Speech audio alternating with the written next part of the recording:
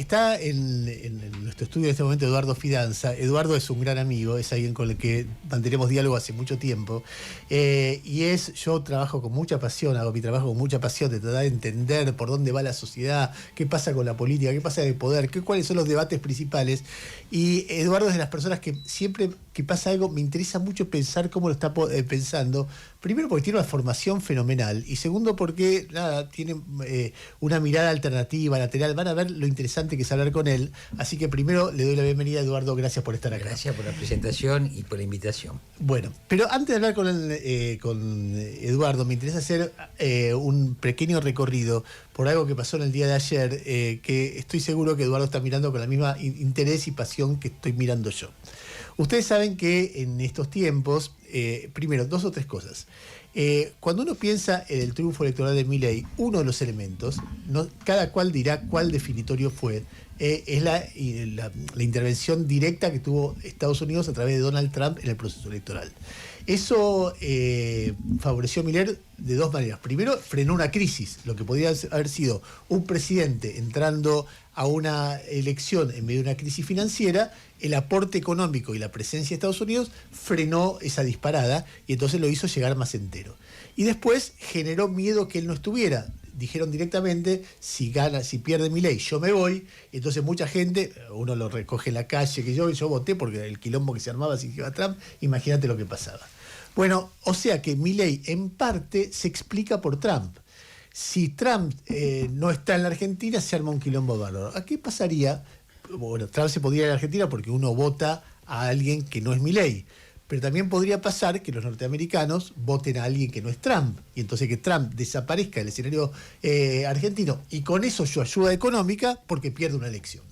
Bueno, ayer ocurrió algo que va en ese sentido o que te genera una pregunta en ese sentido. Es decir, Trump sometió su imagen a 4 lugares muy importantes de Estados Unidos. No es una elección de medio término, sería una elección de cuarto de término. Y en los 4 lugares le fue horrible. Es decir, realmente fue aplastado. Todos los candidatos que ganaron hicieron campaña fuerte en contra de Trump en un contexto donde las encuestas empiezan a mostrar que está en su peor momento.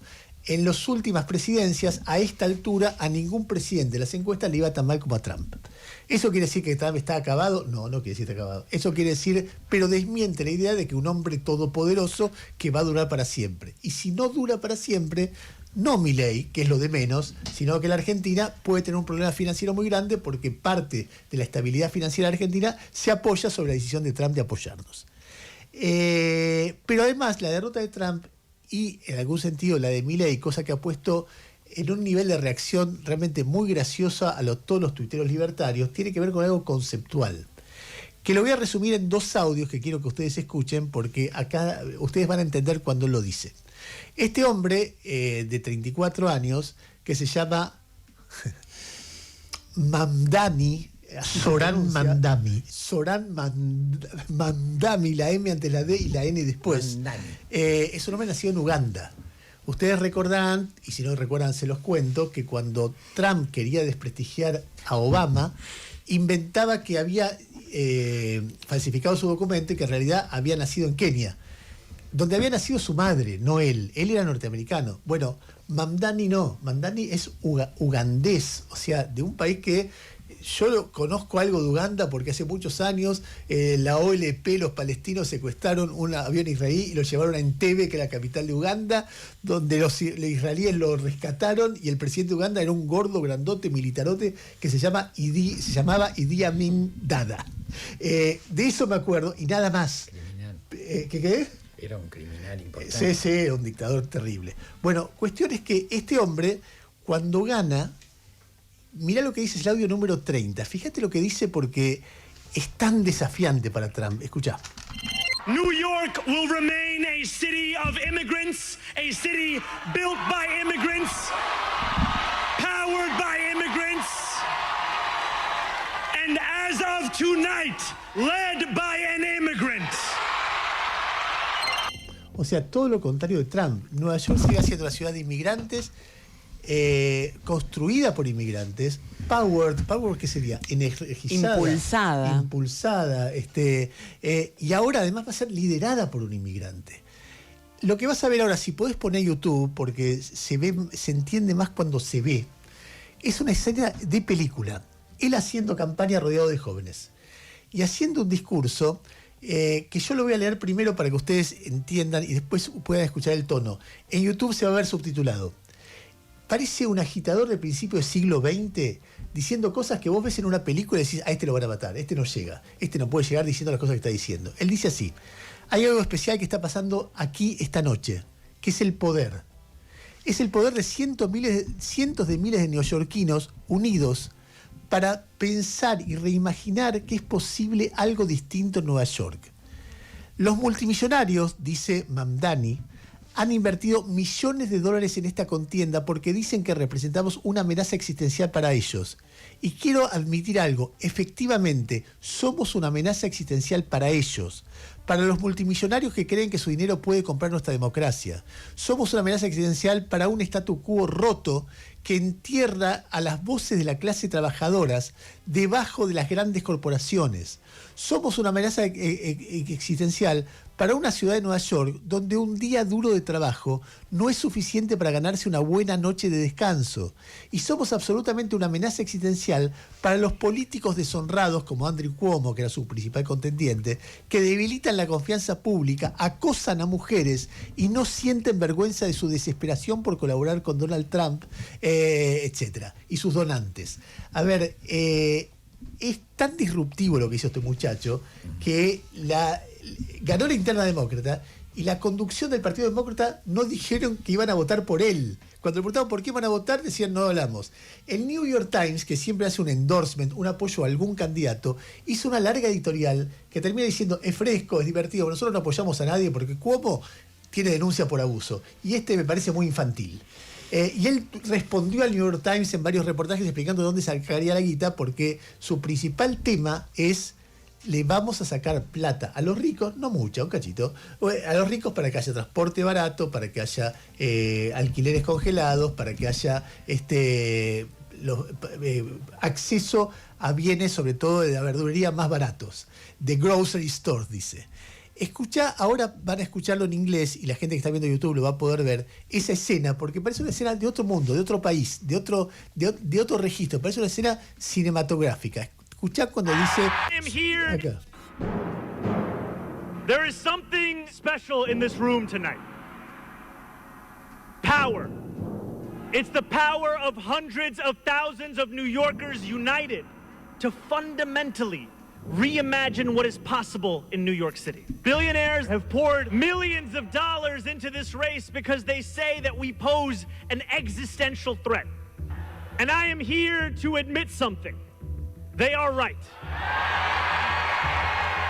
We are an existential threat to billionaires who think their money can buy our democracy. We are an existential threat to a broken status quo that buries the voices of working people beneath corporations. And we are an existential threat to a New York where a hard day's work isn't enough to earn you a good night's rest. And we are absolutely an existential threat to disgraced politicians like Andrew Cuomo, who diminish public trust, harass women, and are unabashed in their desperation to collaborate with Donald Trump and his donors. We believe.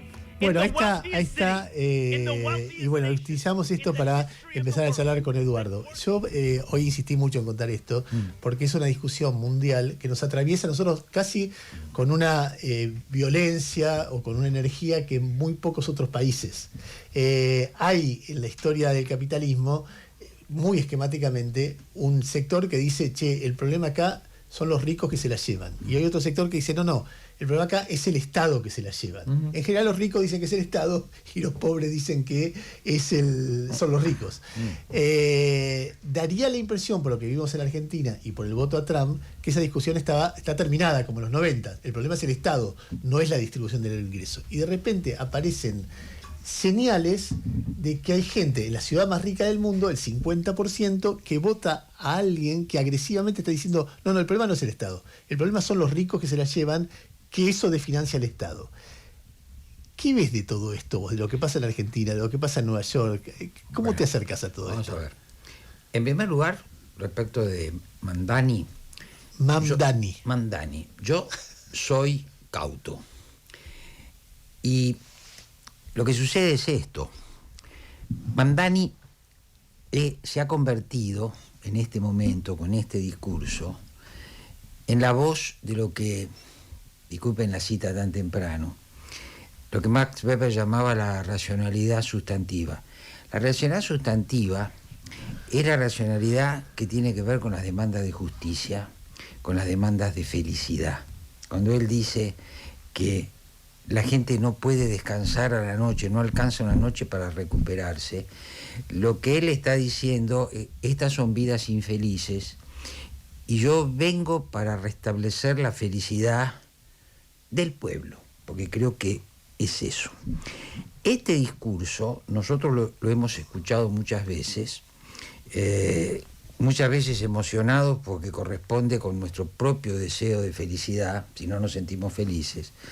En otros casos, como es el mío, con cierta cautela, que no es escepticismo, pero que es cautela. ¿Por qué?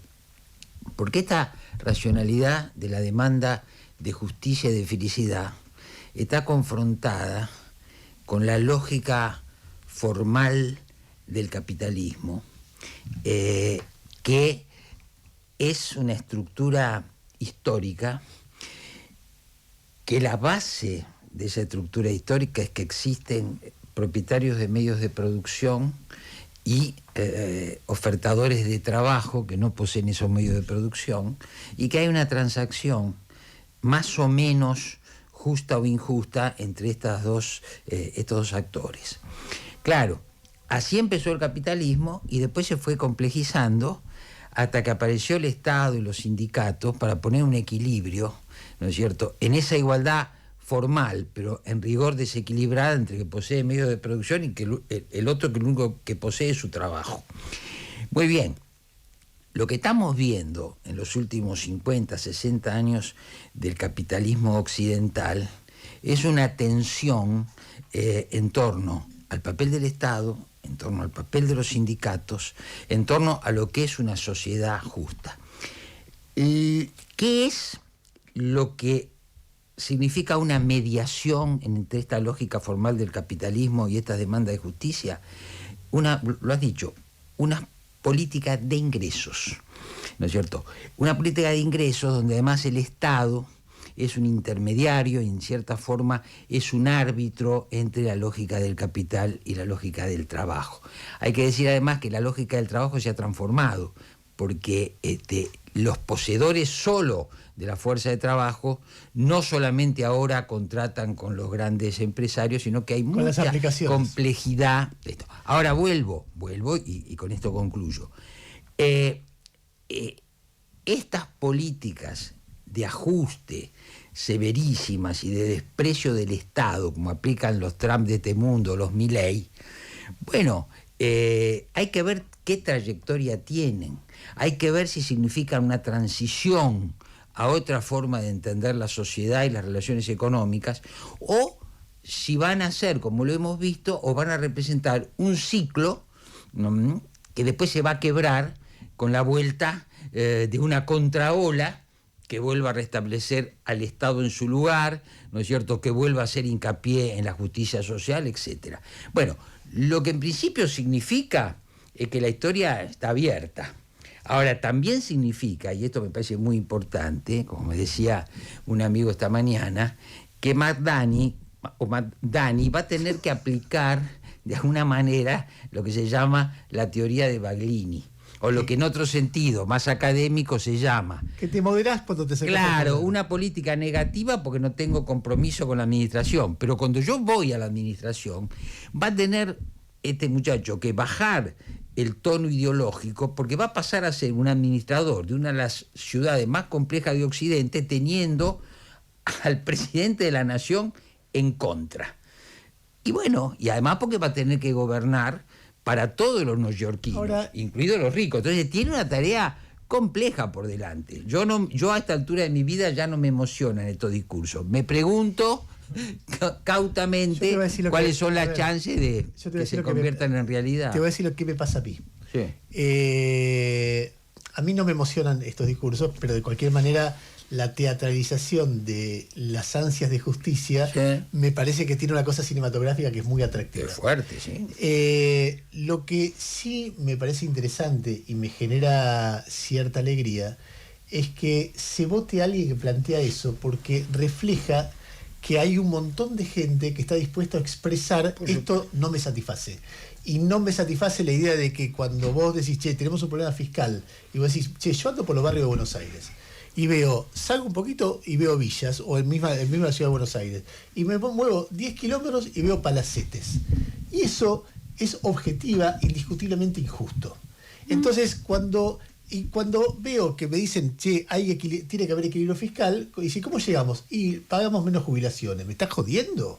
Sí. Cuando vos mirás en una sociedad que hay muchos que tienen muy poco y pocos que tienen mucho, Claro. parece que plantear esto es una pelotudez anacrónica, de tipos que no entienden nada. Después, cómo se realiza, entiendo que es muy complejo, y entiendo que la exageración de estos planteos te lleva a regímenes espantosos como fue el comunismo siempre. Bueno. Pero dentro del capitalismo, esa tensión está, y esa discusión que hay, ¿quién se la lleva, el Estado o los ricos? Sí. Cuando pasan fenómenos como el de ayer, muestra que mucha gente piensa, che, hay otra forma de encarar que Trump, Milei o, no sé, Luis Caputo. ¿Entendés? A eso me planteo. Hay una discusión económica, por ejemplo, en la Argentina, donde hay límites muy estrictos. Sí. Es decir, vos no podés plantear para financiar el Garraham, ¿de dónde sacás la plata? Bueno, le reimpongo el impuesto a la riqueza que bajó Milei, el impuesto a los bienes personales, que es una miseria. ¿Entendés? Y te resuelve mucho. Está tabicado, acá no se puede discutir porque sos comunista. ¿Entendés? Hay algo que pasa en una elección como ayer que a mí me estimula porque reabre debates que parecen cerrados. Sí, correcto. Pero ahora hay que considerar otras cosas. Por un lado, este tipo de discursos los habilita el funcionamiento de la democracia. Y Pero claro que sí. cuando nosotros vemos a Milei y vemos a Trump, nos puede gustar más o menos También su discurso, pero aunque la retórica y determinadas decisiones puedan ir en contra de la lógica de la democracia, el mínimo, que es elecciones limpias y transparentes, libertad de asociación, de reunión, de expresión, el Congreso abierto, debatiendo, etcétera, se mantienen. Ahora bien, pero hay una paradoja. La democracia habilita estos discursos, pero hay que ver la lógica del sistema electoral. ¿Por qué te lo digo? Y esto yo voy ahora a entrar en la pregunta que está implícita cuando vos me invitás a otros. Tratemos de ver qué pasó el 26 de octubre. A ver. Entonces, yo lo que digo, y esto creo que puede aplicar al nuevo alcalde de Nueva York, lo que yo digo es que tenés un triunfo electoral, y esos triunfos electorales son legítimos, son esclarecedores y a la vez son engañosos. A ver. ¿Por qué digo eso? Son legítimos porque se gana aplicando las reglas del sistema electoral en todos sus aspectos, y entonces vos ganás de una manera democráticamente legítima.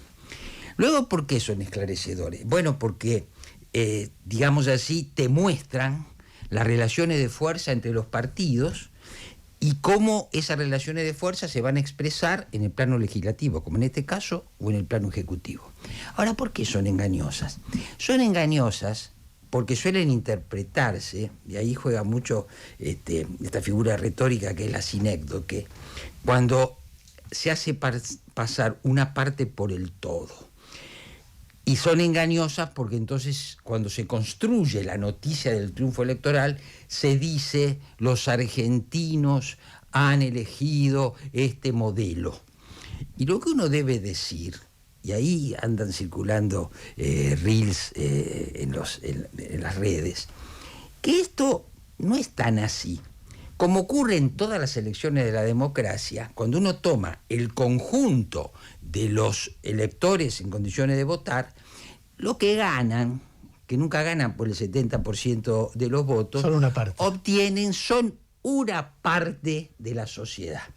Entonces, quiero decir, un resultado electoral es engañoso si no consideramos que no representa estrictamente lo que sucede en la sociedad.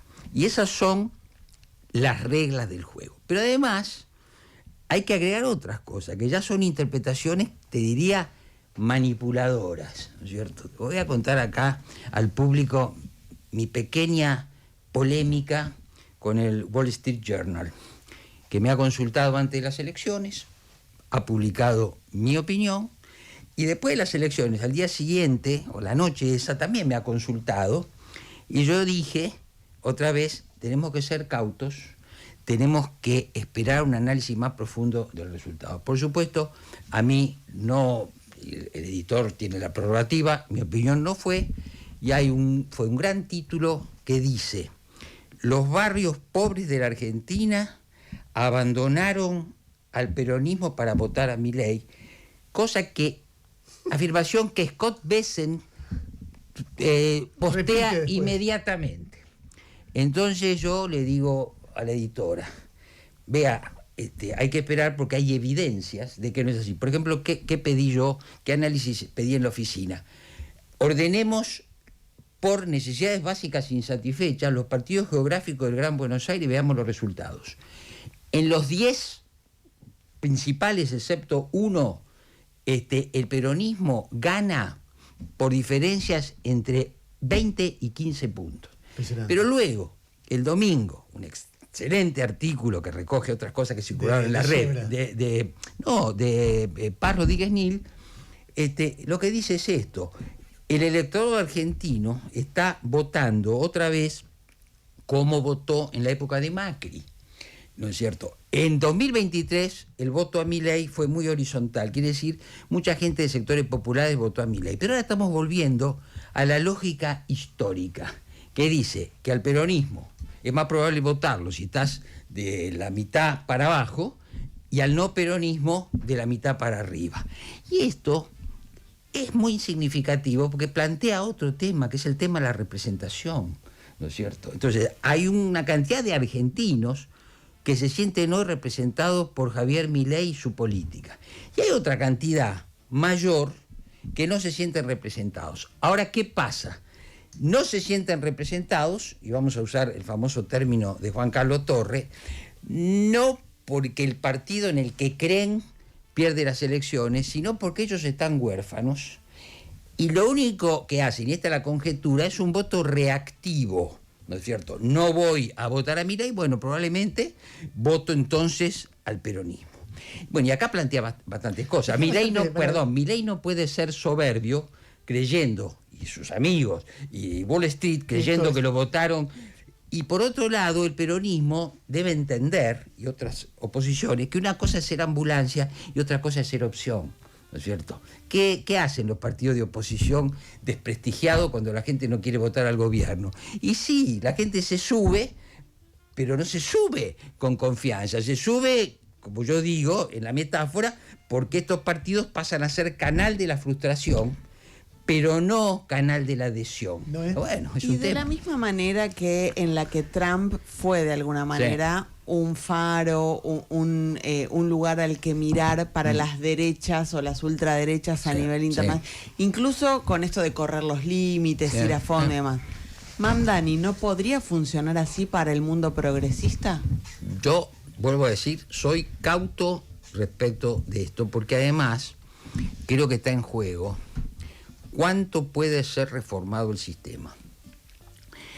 El sistema, para mí, puede ser reformado relativamente, por ejemplo, y eso es importante, buscando restablecer una política de ingresos con, por ejemplo, la forma en que se imponen los impuestos, la forma en que los impuestos se distribuyen.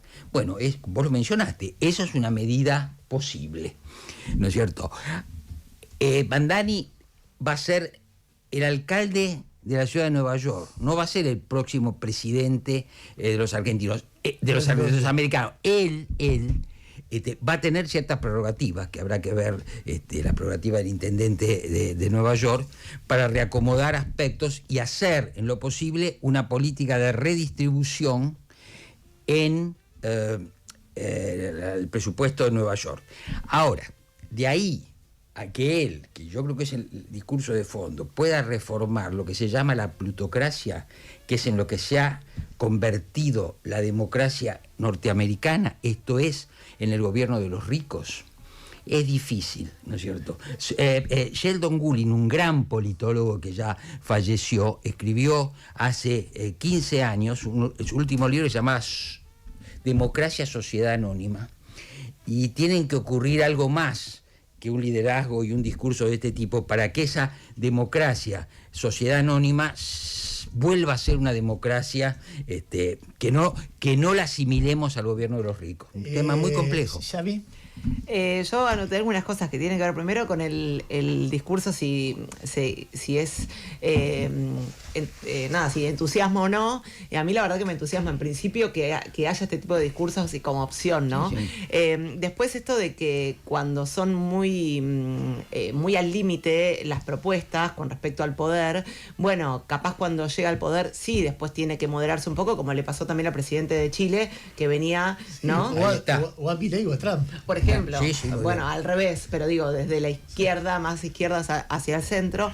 Y después pensaba que también, más allá de lo económico que él propone en lo que vimos en los videos de Mandani. Bueno, también hay un tema cultural, ¿no? Porque le habla a los inmigrantes, que recordemos que hay muchos que lo votaron a Trump, y cuando Trump empezó con las deportaciones se sintieron totalmente defraudados, ¿no? Entonces me parece que más allá de lo económico, lo cultural también tiene que ver ahí. Sí, totalmente. Pero yo vine a problematizar el entusiasmo de ustedes esta mañana. Lo cultural se puede leer de varias maneras. Yo, por ejemplo, creo que en el voto a Milei, como en el voto a Trump, detrás de eso hay cambios culturales importantes que nos cuesta a nosotros, con nuestra cultura progresista, aceptar. Por otro lado, es cierto lo que vos decís, porque los discursos como los de Mandani vienen a tocar la cuestión de la humillación, claro, de los sectores mayoritarios. Él está hablándole a votantes, o lo han votado, personas que se sienten humilladas y cuya herramienta es el voto. Ahora hay también que preguntarse, y hay que preguntárselo para los argentinos. Yo ayer tenía un interesante intercambio con uno de mis hijos que estudia sociología, a partir de análisis que se hicieron cuando la utopía marxista empezó a caer. Y entonces es una cosa interesante, hablábamos. No son lo mismo los datos sobre explotación que si los explotados tienen conciencia de ella, ¿no es cierto? Entonces, hay que ver. ¿Por qué además? Bueno, porque entre los cambios culturales vivimos en una sociedad del espectáculo, vivimos en una sociedad donde cada vez más se reemplaza la idea de progreso por la idea de oportunidad, en una sociedad donde las actitudes, que son conductas consolidadas a través del tiempo, esto nos enseñaban en psicología social el siglo pasado, hoy han sido reemplazadas por opiniones, por pulsiones, por respuestas impulsivas. Y entonces, claro, es muy difícil entender eso. Por eso yo hablaba la noche de la elección, después de verlo a Milei con corbata, hablando como un presidente y llamando al consenso, mi pregunta es, ¿cuál es el verdadero Milei? ¿El rockstar o el de esta noche? Mi respuesta es, son los dos, porque no existe una película o una obra con planteo, con desarrollo y con desenlace. Existen escenas y existen públicos. Y según cómo eso se combine, para unos Milei es eso y para los otros Milei es esto otro. ¿Qué logra el liderazgo de Milei? Ocasionalmente juntar a estos dos públicos, porque además el líder es una administración, es un administrador no solamente de los deseos, sino también de los miedos. Han ido a votar a Milei gente grande que proviene del PRO, con la nariz tapada por miedo al regreso del fantasma de Cristina, y han ido chicos que lo aclamaron cuando él se puso en rockstar. Bueno, esa complejidad es la complejidad de la cultura actual. A ver, quiero volver al debate que vos complejizás o ponés en tensión respecto de ¿para qué sirve la política? Porque finalmente estamos discutiendo en parte eso. A mí me parece que la idea de qué va a poder hacer el candidato cuando llegue al poder, que es lo que vos planteás de Mamdani, se aplica a cualquiera. Totalmente. De izquierda o de derecha. Es Sí. decir, Lula llega con ese relato, Chávez llega con ese relato, con esa mirada, el problema en todo caso es de distribución del ingreso y no de cuestiones fiscales o de los impuestos que se cobran. Boric llega con ese relato, el Frente Amplio, Cristina, y cada cual administra ese relato como le sale. Para mí el que mejor lo administra tal vez sea el más prudente de todos ellos, que es Lula, que muestra a lo largo de los años como con esa mirada se puede hacer un poquito, pero ese poquito que se puede hacer gracias a que tenés esa mirada. Y por la derecha lo mismo, Milei pareciera ser hoy que es más eficiente que Macri. Pero tampoco Milei ya tiene que ya se olvidó el discurso homofóbico porque la sociedad le demostró que así no lo acompañaba. Trata de moderar sus insultos porque ahora le aumenta el Garraham porque la sociedad acompañó al Garraham y entonces dice, bueno, concedo porque si no me aíslo. Y entonces las sociedades le van poniendo límite por izquierda o por derecha. Lo que a mí me parece que lo que refleja, primero, que un tipo diga soy inmigrante, me la banco y te gano en las elecciones, muestra un contradiscurso contra algo que es para mí muy cruel y muy injusto. Que un pibe gay gane en Holanda contra la ultraderecha, sí, te muestra decir, ¿sabes qué? Puedo ser gay y la gente me vota igual y no hay por qué marginar a las minorías sexuales. Entonces, lo que a mí me da alegría no es que yo piense que, qué sé yo, quiere mandar, nadie se manda una barra basada y es un papelón. Digo, la aparición de esos discursos legitimados por la gente muestran que no hay un solo discurso y que el discurso de la crueldad, de la persecución, del desprecio y de la entronización de los ricos como ejemplo. Yo no veo por qué razón no hay un Estado que diga, che, más de 50.000 millones de dólares no puede tener nadie. No puedes tener 300.000 millones de dólares. Te saco estos 250.000 y hago un montón de cosas que la gente necesita. Es tan elemental. No lo va a poder usar él, no va a cambiar en nada su vida y tal vez hasta sea un motivador porque él como va a querer tener más plata va a trabajar más y va a generar más riqueza. Entonces hay algo de cómo están organizadas las cosas, de que además la extorsión de si vos pones impuestos se van a vivir a Uruguay o se van a vivir a Texas, flaco, te sacan 20.000 por año de 10 millones que ganás, dejate de romper las pelotas. Bueno, creo que vuelvo a esta idea que lo que puede alegrarnos esta mañana desde una perspectiva progresista, vuelvo a la idea que la historia es una obra abierta. Y voy a citar, escúchame esto. Me gusta la idea progresista. Como, bueno, déjalo. No, pero no digo por vos. Déjalo. Porque creo que es el mejor capitalismo. Bueno, vamos a esto. El capitalismo del estado de bienestar, el capitalismo de la mediación. Sí, el problema... Mira, yo ayer hablaba con un cliente muy lúcido, un empresario medio, muy informado, que planteó una cosa en la mesa, éramos 2 o 3, que puede ser un problema de fondo, que no es original lo que dijo, sino que lo recogió de otros lugares. En el actual contexto mundial, donde compiten las democracias occidentales, sobre todo Estados Unidos, con China, hay una pregunta. China, que va avanzando, y algunos dicen va a superar a Estados Unidos, es un régimen de capitalismo autoritario. Occidente es un régimen de capitalismo no autoritario. Y ahí se define también la productividad del trabajo, ¿no es cierto? Decía este empresario, si en China la gente que trabaja tiene media hora para almorzar y puede ir al baño una sola vez durante 8 horas, la productividad del trabajo va a ser mayor. Pero en Occidente, por más que haya Trump y Milei, eso no va a poder ser por ahora. Ahora, entonces yo lo que digo, ojo, ¿no es cierto? Porque más allá de nuestros deseos, el autoritarismo, y es un poco escandaloso lo que yo voy a decir, puede tener hoy una función histórica que a nosotros nos repudie. Pero ahora igual vuelvo a abrir el juego. Y déjame decir esto, lo tengo que decir con cuidado. Quiero referirme a 3 palabras que son el título del último capítulo de un libro, que no voy a mencionar el título para no generar confusiones, de un historiador que se llama Henry Ashby Turner.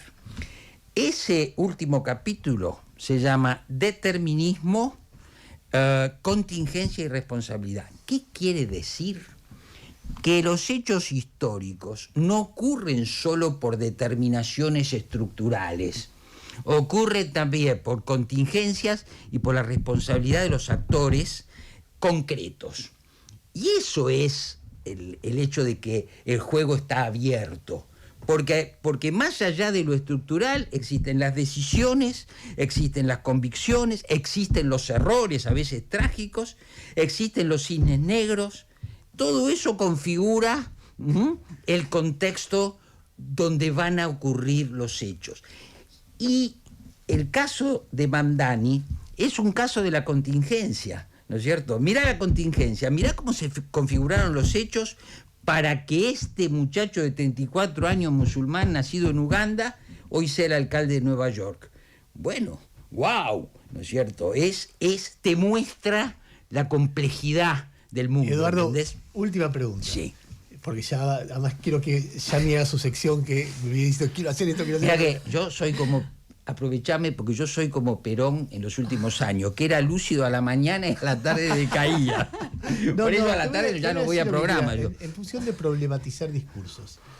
El discurso de ese empresario que dice, yo para que este capitalismo sea tan eficiente con el chino, tengo que lograr que mis empleados tengan menos tiempo para almorzar. No, perdón. No, debo decirte que al contrario. No, está bien. Él Olvídate de ese dice, empresario. voy a morir con la bandera de Perfecto, que mis perfecto, pero, empleados tengan digo, los derechos que tienen que tener. Ojo. Eso tal vez sea aplicable a una empresa. Una empresa dice, yo para competir con los chinos tengo que tener la regla que tienen los chinos con sus trabajadores. Es muy lógico eso.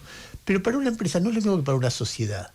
Porque ese que almuerza más rápido, después tiene que salir y poder vivir bien. Y esa sociedad va a ser mejor. Y todo, digo, desde mi punto de vista, no es cuestión de sentido común, de pensar una sociedad medianamente integrada. Entonces, para eso tiene que haber plata, el Estado tiene que tener plata, hay que pagar impuestos, los ricos tienen que compartir algo que tienen, cosa elemental. Entonces, yo siento que en el debate político está contemplado la competitividad empresaria como un elemento sagrado, sin pensar en la sociedad que la rodea. Entonces, todo el tiempo vos escuchás en los medios, no, porque, a ver, si vos no le das el trabajo de los trabajadores, no tenés trabajo informal. ¿Y por qué no? ¿Cuánto, viste, el típico empresario argentino, que no es este que vos decís que se está yendo a Uruguay y te dice, que tiene 200 palos verdes y te dice, es que me voy porque en este país no se puede ganar plata? Bueno, se ve que se puede ganar hasta 200 palos verdes. ¿Sabés lo que pasa? Entonces, hay una lógica empresarial que está impregnando el discurso político. Pero bueno. Que no digo que no se merezca, pero hay que ponerla en tensión porque si no la sociedad no existe alrededor de eso. No, pero porque hay una cosa importante. Yo te dije a vos que la democracia norteamericana hay muchas evidencias que se convirtió en una plutocracia. Proyectos como lo de Milei quieren, a mi modo de ver, transformar la democracia argentina en una plutocracia. Y ese es el combate que hay que dar. Históricamente, incluso te diría, hasta Macri, lo voy a poner del lado de los buenos, los grandes partidos históricos de la Argentina cometieron errores porque fueron autárquicos y estadocéntricos, pero nunca estaba en sus planes diseñar una democracia que se convirtiera en un sistema de los ricos. Entonces ese combate está abierto para ser dado, porque además para instaurar la democracia de los ricos no solo tenés que endiosar los atributos de los ricos, sino que tenés que humillar las banderas de los pobres. La primera vez que le ponen un micrófono a Milei cuando gana la PASO, es decir que la justicia social es una porquería. Una inmundicia. Es una inmundicia. Entonces quiero decir, esa es la batalla que hay que dar. Ahora, ¿sabés lo que pasa? Que es difícil. Que no. Y que además el peronismo, que tendría que ser el que da la batalla, está muerto. Está muerto ¿por qué? Porque Cristina Kirchner, que se llena la boca con Lula, no pudo hacer lo que hizo Lula, que es ser un defensor de la clase trabajadora que acepta la regla del juego del capitalismo y puede pronunciar sin culpa la palabra mercado. Entonces, más que hablar bien de Lula, que Cristina Kirchner se pregunte por qué no pudo hacer esa mediación entre el discurso progresista estatista y la regla del capitalismo, porque, como decía Weber, me puede gustar o no el capitalismo, pero este es el sistema en el que vivo, entonces tengo que buscar esa mediación. El peronismo fracasó en la persona de Cristina Kirchner para hacer eso, y por eso está pagando ahora los costos. 10:49, estuvimos con Eduardo Fidanza. Eduardo, siempre fascinante hablar con vos, sobre todo en tiempos tan movidos que uno para la pelota y piensa cuánto se puede, cuánto no, qué es interesante, qué no, qué sé yo. Así que ojalá que estos diálogos se mantengan hasta que seamos viejitos, que nos falta nada. Muchas gracias.